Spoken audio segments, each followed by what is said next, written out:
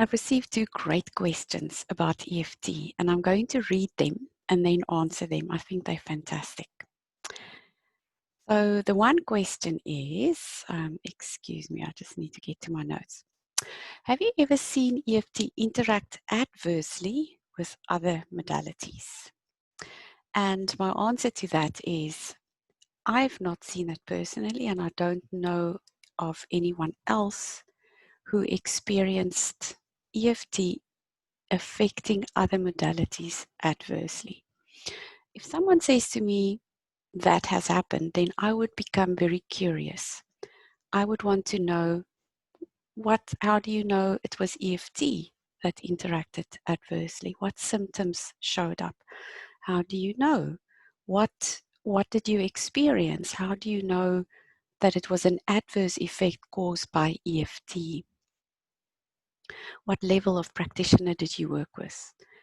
Did you try EFT by yourself from tapping scripts that you found on the internet? Did you work with an accredited practitioner that you know comes from a reputable training company? All of those things would make a great difference to how EFT is experienced.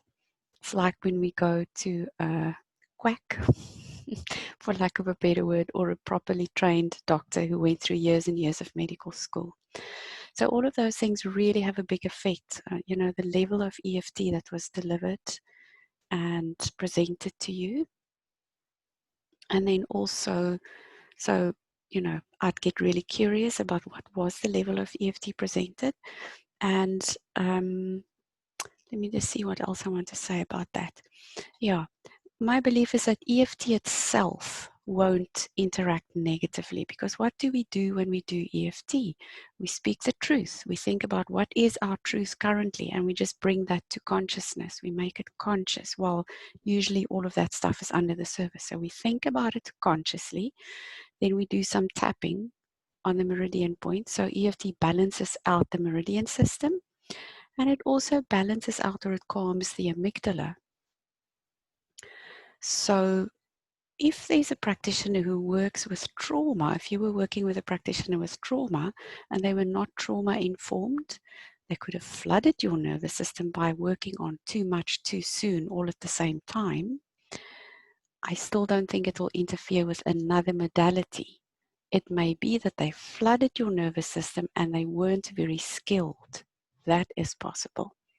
I still don't think it's going to interfere with other modalities. So that is maybe the long and the short answer to that question. And I hope it answered it for you. And if there's more questions around that, feel free to ask. The second question is it really okay to simply bring the issues to light, tapping them up and out, as opposed to replacing them with any other stories, feelings, or thoughts? And my answer to that is absolutely. It is really okay to do that. It's exactly what we do with proper EFT. Like I said a few seconds ago, by a trained practitioner who knows exactly what proper EFT is, and not somebody who just learned a few scripts from the internet. We give the client the chance to say what is really true for them, what's their current experience. We don't have to lie about it when we do EFT. In fact, it's very detrimental to try and lie or to force something to be true that isn't true. So we speak the truth. We just let it be there, and we allow it, we acknowledge, we validate those feelings, and then we tap on the EFT tapping points while we acknowledge what we are truly feeling.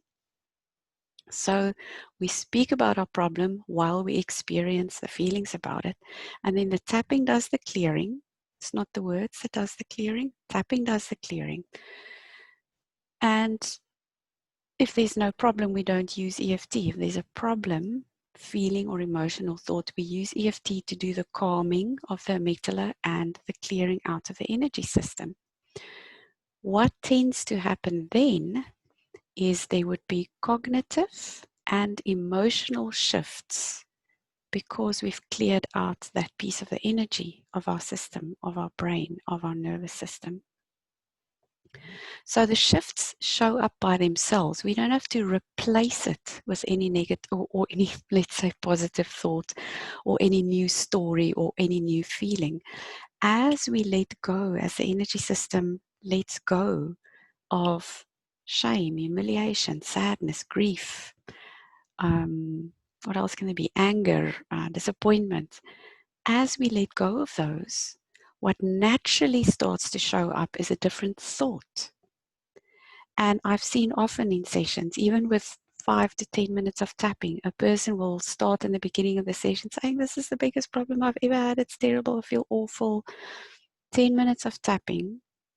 And I've experienced personally so many times that people say, "Did it, like, why did it bother me so much? Did it really bother me that much? I don't think it was that bad to start with." And I've experienced that over and over and over. So the cognitive shifts, the thoughts that people can have about the problem shift by themselves. We don't have to make it shift or replace it or put a new thought in. And the emotions shift by themselves. So we don't have to put a happy feeling in there. The happy feeling will show up all by itself when the unhappy feeling, like sadness, grief, loss, disappointment, anger, when that has been calmed down, it shows up by itself. So it's a very natural, allowing process. That's all we need to do. Speak the truth about our problem, feel the feelings, tap around that, and let the tapping process do the work.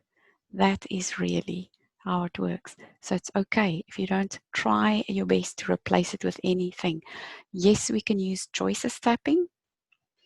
That's a process I might talk about another time.